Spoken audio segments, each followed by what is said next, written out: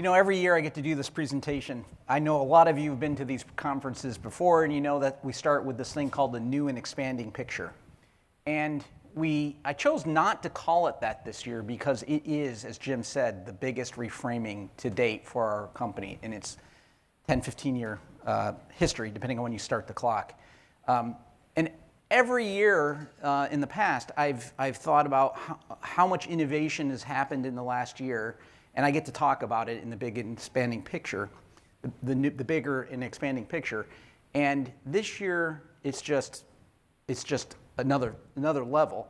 And so we're just going to go with, the idea of model-based cognition at the whole new level and just try to frame it out for you starting from scratch. So as Jim said, the concept, the convergence we call model-based cognition. And these ideas have come from you, our customers, really, and from us in our tradition and where we're coming and where we see industry going. And we converge these things together and we get model-based cognition. And if I had to sum it up, and we're going to have lots of good presentations to bring it home today, but if I had to sum it up, this is how I personally like to sum up the idea. And it's AI.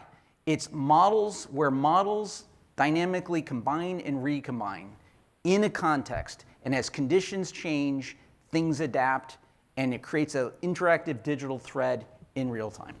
Okay? So this idea of models combining and recombining in context is not something that I see in other solutions and in other approaches.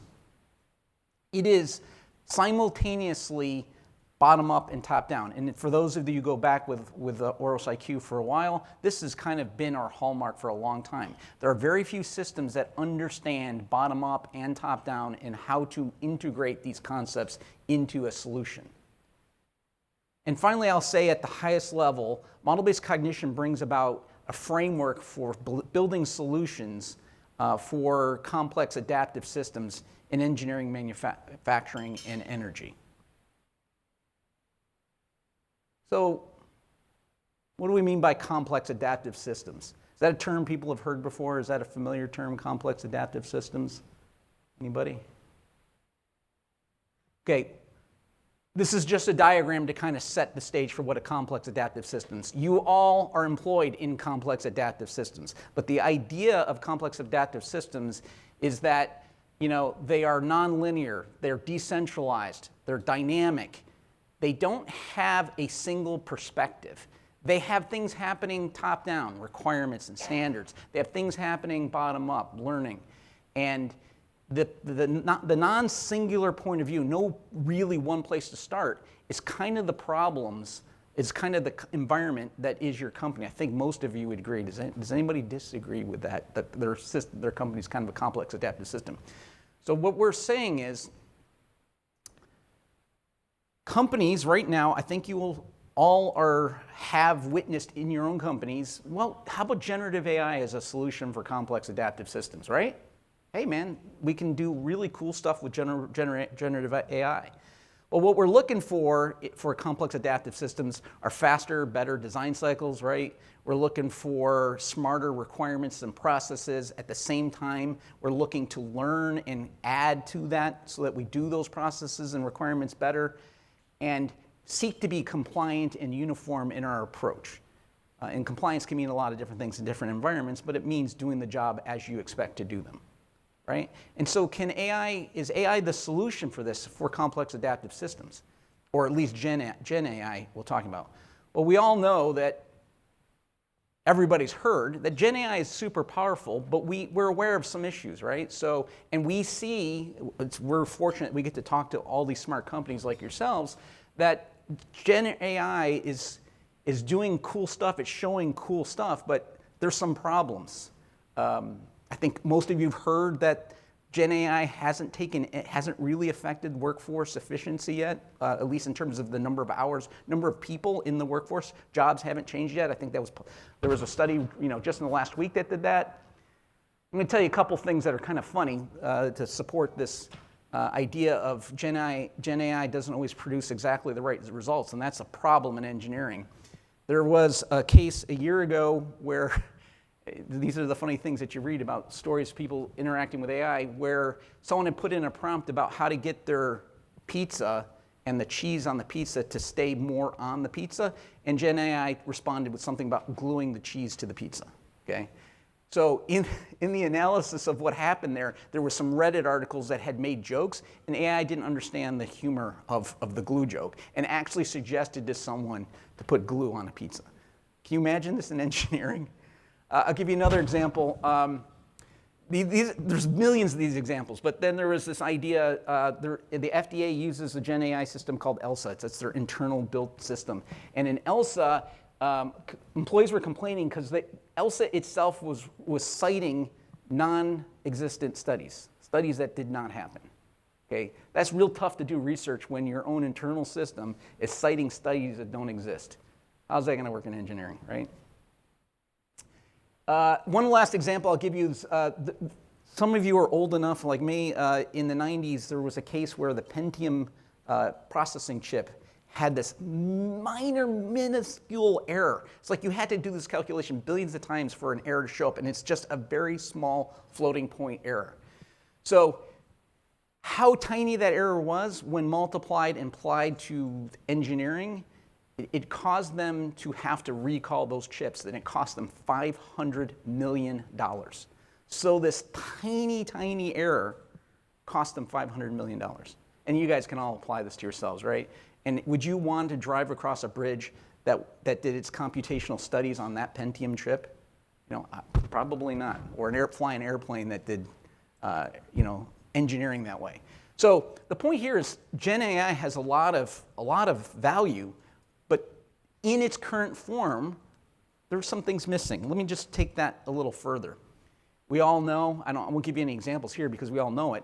To some extent, when you deal with just a generative AI system, there's this opaqueness between inputs and outputs, right? It's kind of hard to know why it's saying what it's saying. If you trust it, it's fine. But if you start to know what errors it could make, you never know when that error is there. I do this all the time in my own job. I use ChatGPT quite a bit for legal work, and I'm not sure when it's giving me something that's not correct.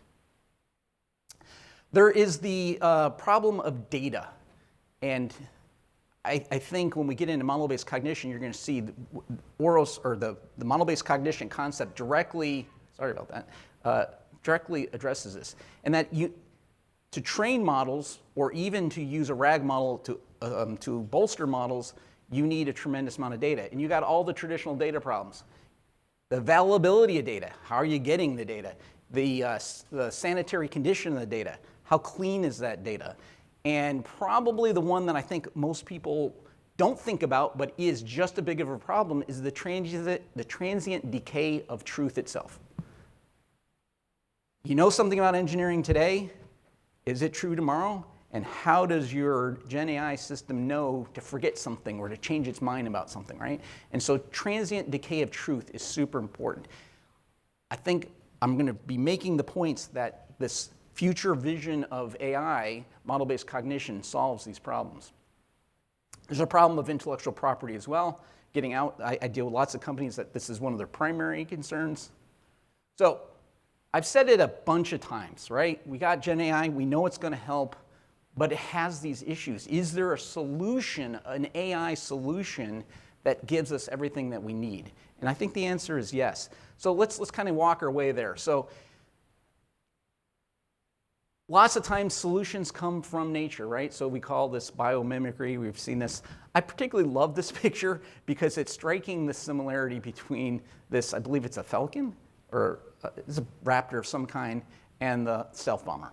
Right? Isn't it amazing how aerodynamically consistent these are? So we can learn things, and this is another example. Shark skin and used to design the fabric contour on a swimsuit to reduce drag.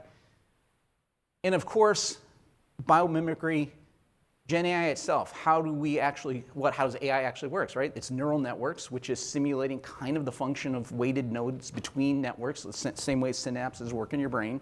And so this is a form of biomimicry. So we start to think about that, and just frame it up a little bit differently here. AI is really about how much it knows, and really when we get into engineering, we're concerned about how well it knows it. and how well it applies what it knows. And so now we're not talking about just about what Gen AI does in providing answers, but really connecting lots of dots and assimilating things and applying them. And so we start to think about cognition. Now I'm leading you to the idea of cognition. So cognition, there's a pretty, if you look in the general space about cognition, what do cognitive science think about cognition? There's lots of models about it, but they all generally look something like this, right? And we call this the Auros IQ cognition flower. So language, these are the components of cognition. So language is one of the primary components where symbolic abstractions to receive and express information, right? Language, how do we talk?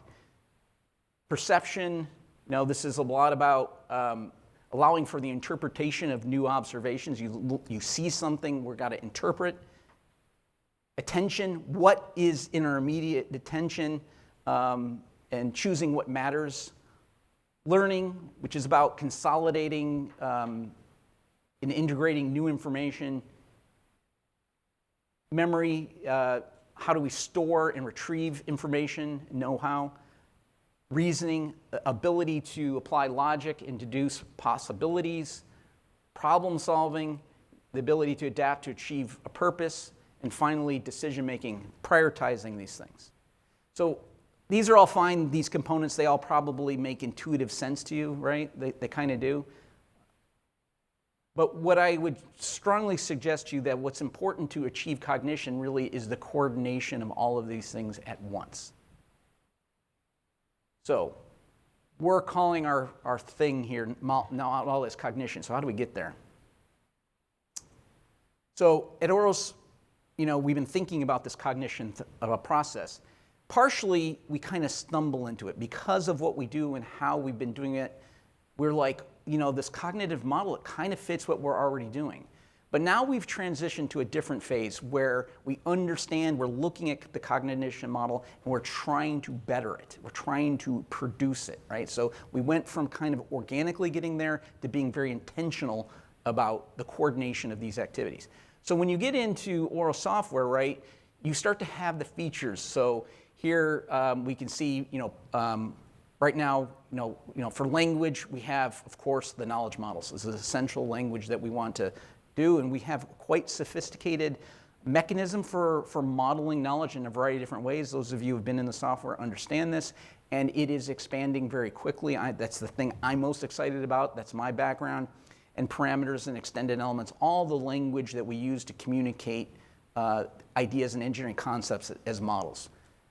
Then we get into perception. How do we, observe and react to context, right? The assessment control is what we put into the context. It takes in variables and it reacts to those things. Attention, we do things like knowledge provisioning so that an engineer has the things that they need come to them and provides them the ability to focus in on only that which matters. Attention. The primary component for learning is a knowledge packet. This is the encapsulation of something that needs to be learned, and that's how we learn new things. And when we get into the orchestration of memory, it's really about the communities and the persistence that is available to the knowledge packets. And we get into reasoning. I just want to make a shout out here for parameter threading. Those of you that are working with us on Tier 1 requirements understand and have seen the value of parameter threading. We do quite a bit with aerospace now. Unfortunately, none of our aerospace friends are here with us today. That's probably going to change very quickly. But the parameter threading has proven to be unbelievably valuable. And we'll talk more about parameter threading later in the presentations. But the idea is it produces insights and reasoning across contexts. Problem solving, decision making. So we're thinking about all these things, and in between, we're all the overlaps and all the different things we're doing. And it became very real for me in a couple projects that there is a real feel of cognition in some of these projects when it's done in this holistic way.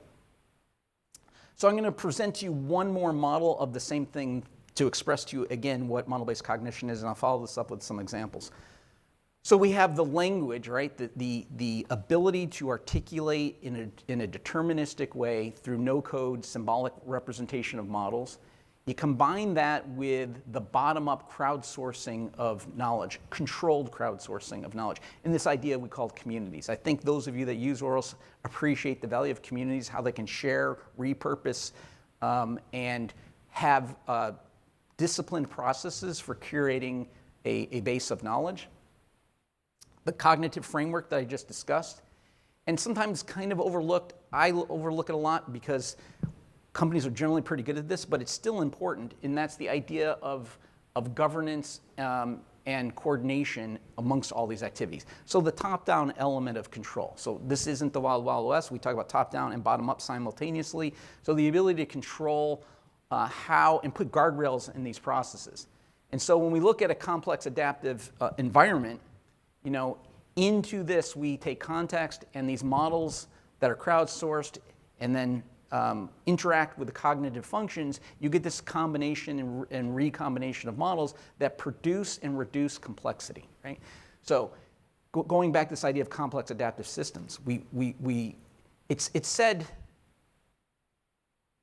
the love of money is the root of all evil. I think some engineers come to complexity and think complexity is the root of all evil, right?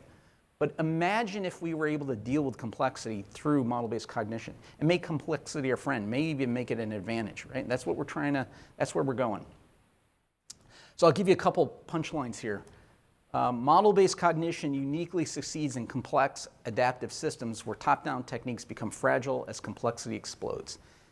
There's a particular presentation later today with Spirit Aerosystems where complexity was the problem, right? Complexity, the explosion, the permutation of combinations of things caused a problem not to be solved, but it was solved this way. And model-based cognition is the answer to that runaway complexion in process execution of all types. The text is intentionally small. So you need examples, right? Everybody need examples? Anybody want examples?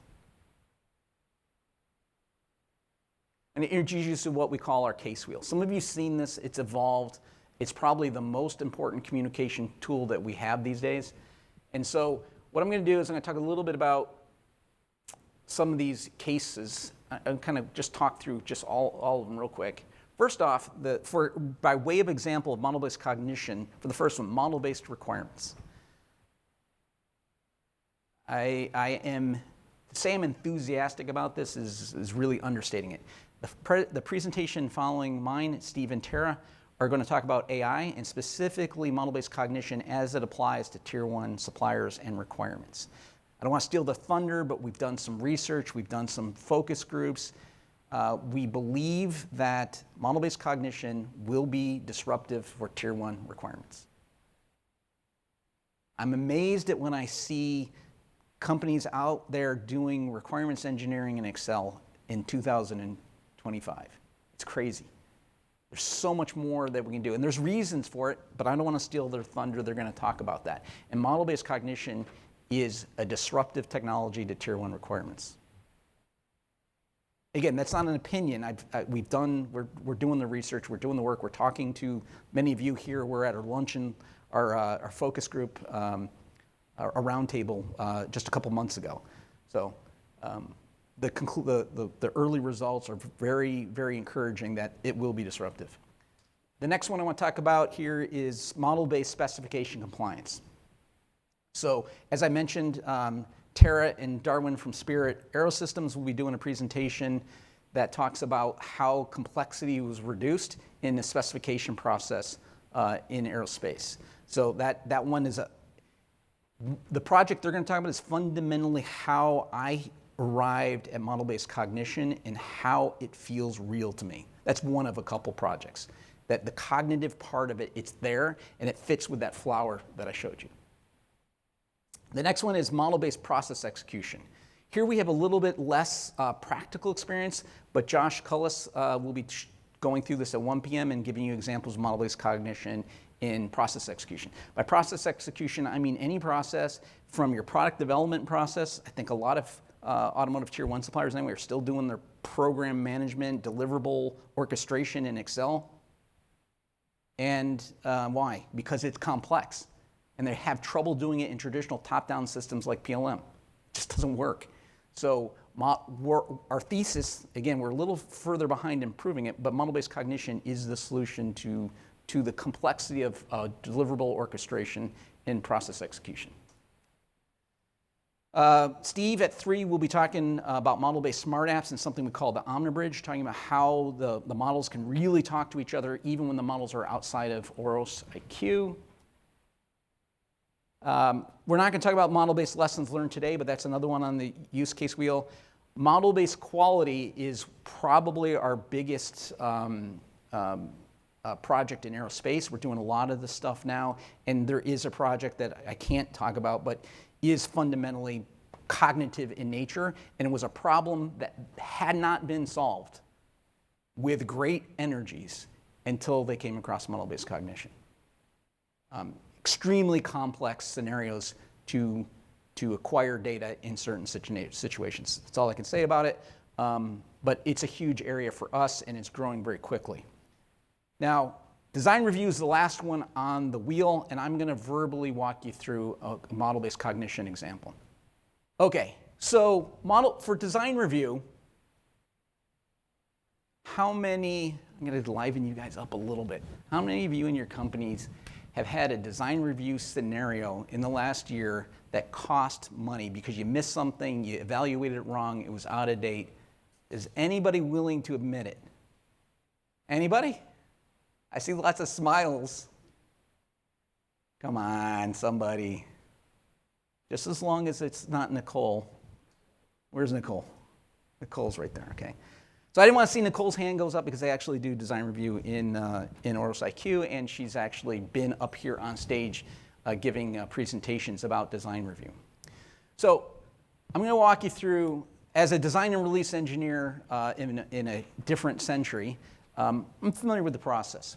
But I want to kind of talk about it as a complex adaptive system. Now, I'm going out into a very narrow example, but understand, try to apply this way beyond kind of this narrow example.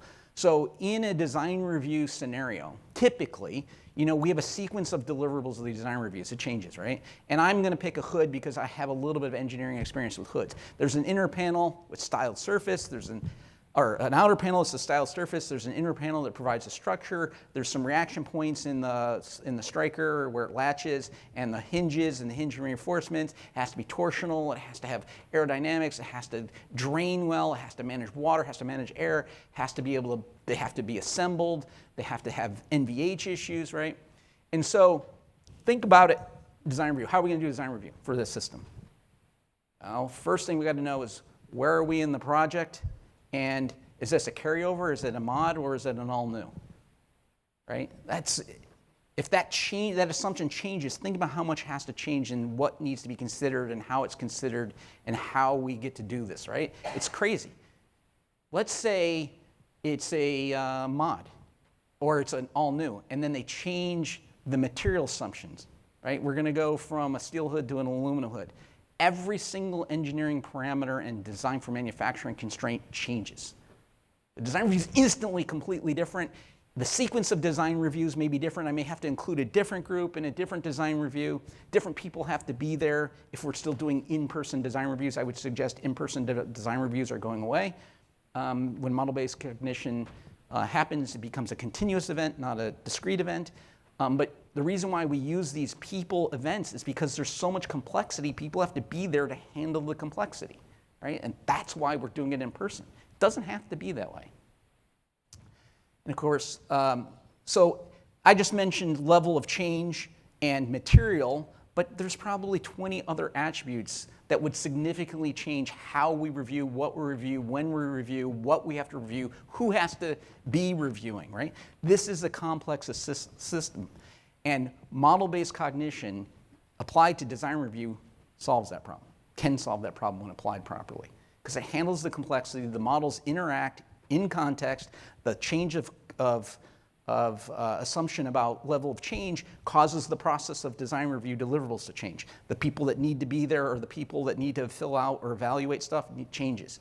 The change of materials actually changes the calculations of parameters. We don't have a hem flange anymore, we have a rope flange. These are the desired standards for rope flanging. This is how we do mastic for aluminum versus steel. We don't have to do E-coat when we do a steel hood or aluminum hood. We have to do that when we do a steel hood, right? It's just, the complexity is very difficult to do in a linear top-down fashion. In fact, it's impossible. And my opinion is that's why we still rely a lot on people for design review. So that's my verbal example for design review. Okay, before I conclude here, I want to show you, lots of you know this stuff already. Now what I'm going to show you now is not an example of model-based cognition, but I want to show you the language, right, the underlying models for the people that aren't yet familiar with the software. So if I just show you real quick the different kinds of languages for models. So this is a process model. This is kind of a model of a process. Here what we're doing is we're interacting with an equation or a constraint on a particular step. And when the process model evaluates that step, we get a qualitative state. It's turned green. We get a completion state that is saying the grayness. And we're moving on to a gate, a decision point. And here this is a highly simplified example just to show you in the process model, depending on whether a test is passed or failed. Now we don't have to worry about the procedure at the top. We only have to worry about the procedure at the bottom. And I'm only setting the stage so you can see an individual language model that can combine and recombine with other models, right? So this is just one example, and I'm going to show you a tabular example. So one big change that's coming for those experienced with Auros, these types of models are now going to be called model tables instead of value tables. This is a very typical kind of one that you might see in a requirements process. This represents a language. It represents actually a series of models, one for minimum temp, one for time, and one for max temp. The model processing engine, if we process it, can take that model table and, because it's a model, introduce the parameters. It's interactive. As the first value is known, we can partially complete the evaluation of the series of models. It can give you constraints on the other parameters as things get understood. The models in this model are actually combining and recombining in context, and the models roll up to a single state, right?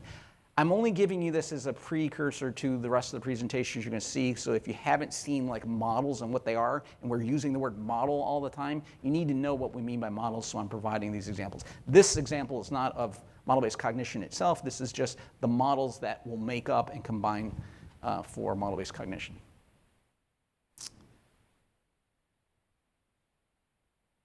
Okay, so we're back to the premise. We have complex adaptive systems. We have problems that can't be solved through traditional methods. I mentioned design review, I mentioned process execution, I mentioned tier 1 requirements as kind of big ones, certainly not all of them. And we all have expectations for generative AI to help us, but it doesn't solve the problem by itself. You're all going to run into the problems in just your company chatbot, in the giant RAG model that almost all companies are putting together. My suggestion, our suggestion, is model-based cognition is the solution. So you add generative AI into a model system, and the Gen AI is working with the modeling system, and it produces a deterministic, clear case result where you can see the results. They're always the same, and there's well, I won't say no, but to our exploration, there hasn't been any reason to conceive of hallucination because the models are doing the interpretation. The AI is actually kind of looking for the models and helping orchestrate what's happening, but the models are producing solutions, and the models themselves are deterministic. The models themselves are completely well-defined, right? If you ask someone a constraint about how to do a hem flange, they'll write some paragraphs, and you don't know how well they've written it. But if they create a model and they test the model, you have a much more deterministic, high-fidelity solution. So, kind of tie it all up. Model-based cognition is the solution. We are working with awesome partners on this concept. I know all of you, I spent a lot of time just shouting out to people that are here and people are not here, but the journey with these customers are helping us to ensure that the technology is going in the right direction. And it's solving significant problems that y'all face. In lockstep with that is there is significant innovation in the pipeline that is due out in the next 6 months. We're working on it currently, and there's a lot more to come than what we've already have. We're already at a mature enough point to provide this technical solution to you all, but there's so much more to come. I feel like the rate of change of innovation from past presentations, we're at a whole new level of velocity for innovation, and there's a lot more coming. The technology that we have to put into this now is increasing the number of opportunities, not decreasing. It's going so fast. I think you all know this. You all feel it. And we can do some great stuff. So I think it's clear, hopefully it's clear in this presentation that we're absolutely stoked about model-based cognition and its future. We're absolutely stoked. And I'm hoping that the presentations that follow this support that, and that there'll be much better, more realistic examples for you guys to kind of work with and to see and to give you a better understanding what we're talking about model-based cognition. And hopefully, by the end of today, model-based cognition will be as real for you as it is for me. Thank you. Oh, questions? Yes.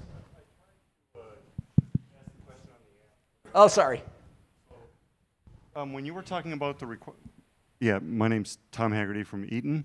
Hi, Tom. When you were talking about the model-based cognition disruption that you see in requirement management, you kept specifying Tier 1. Tier 1 in automotive means something, but maybe that's not what you were talking about. But if you were talking about that, why are you limiting it to Tier 1? Oh my God, Tom, that is the best question ever. First, let me start what belies that question. Nobody knows the same thing or thinks the same thing when we say requirements. We actually just split in our use case wheel that I showed you, the case wheel, requirements from specification compliance. So to answer your question specifically, when we think about requirements for OEMs, we're calling that specification compliance. And when we're talking about requirements engineering for Tier 1s, we're talking very specifically about the unique problem that face Tier 1s. Okay? They are very much related, and model-based cognition behaves in a lot of the same ways: parameter threading, models, integration into model systems like CAD and PLM, and all these good things still apply. But there was a day, and the company's here, and they know who they are, that I was talking to the requirements engineering lead, and I said, "Why are you guys still using Excel?" He goes, "I go to doors and I put stuff in, and I don't get anything out. I go to Team Center requirements, I put stuff in, and I don't get anything out." And I kind of always knew that there was a problem with Tier 1 requirements, right? And Steve and Tara are going to talk about the specific use case of Tier 1 requirements and the problems that they face. So there is a unique, in the third way of answering your question, is there is a unique set of problems that apply to Tier 1s that don't apply to the general case of specification compliance. But specification compliance, as a general requirements thing, is where we're making our bread and butter in aerospace. Right? How does that apply to model-based quality? How does that apply to core engineering? In aerospace, this is a huge deal. And Darwin and Tara will talk a little bit about that in their presentation. So you got two presentations. One is the larger specification compliance, like requirements and macro. So Darwin and Tara are talking about that. And then Tier 1 requirements, Steve and Tara will be talking about it. And they use the same Auros IQ tool. The difference is only the problems that they're solving. Tom, that was a great question. Sorry for the long-winded answer, but that's a question I love talking about because it's mind-boggling to me that Tier 1s are still using, to a large extent, Excel or fighting some tool ill-suited for requirements management. And Steve and Tara, again, will talk about specifically why that's the case. That's a hard question to follow, but anybody got some other ones? OEM's requirements different, then what is the extra challenge faced by Steve and Tara are peers? going to talk about, they have a list of all the unique challenges for Can Tier you 1. summarize a one-liner of it? If you To are answer his if you have a Tier 1 you're making components that are both unique to customers and need to go across customers. You're getting the same requirements over and over, and you're getting different flavors of those requirements by 27 different OEMs. Okay, Adient was supposed to be here. Is anybody from Adient here? Right? I remember hearing their number of 27 OEMs. I don't know if that's still true. There's probably more or less. I don't know. But can you imagine doing a seat recliner that's going to go across a certain class of seats, and you got 20? Well, Nicole's here. She's a seat person.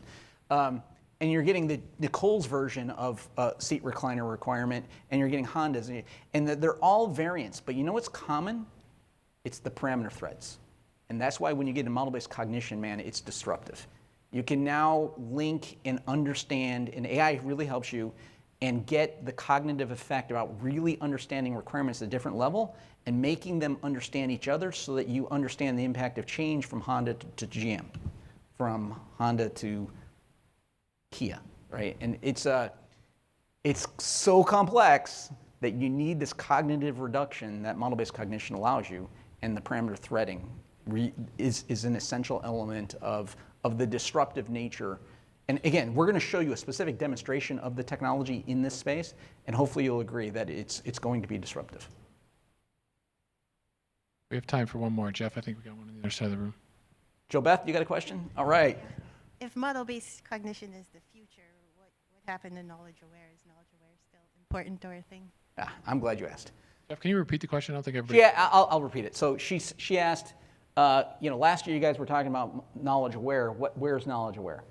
So knowledge-aware has completely been subsumed in this concept of model-based cognition. It's wholly there, right? With model-based, it's just what we're emphasizing. So in knowledge-aware, we're emphasizing the provisioning, right? Provisioning is part of the cognitive model. With knowledge-aware, we were thinking about where does the knowledge get reused first, and then drawing the knowledge into the process and drawing it backward. That's still part of what we're doing. So I would say knowledge-aware now is a component that is unaltered inside, and the ideas are completely consistent with model-based cognition. But what knowledge-aware didn't do is emphasize the right point, which is models in the modern world tied to generative AI. And so the models are symbolic AI, right? I don't know that I went through all that, but you have agentic AI, you have generative AI, you have symbolic AI. So what we're really doing here is I think we're at the forefront of understanding how symbolic AI and Gen AI, and to some extent agentic AI, can work together to produce the best possible result and reduce complexity for complex problems that were otherwise unsolvable. Good question, Joe Beth. Thank you very much. Have a good rest of your day. Thanks, Jeff.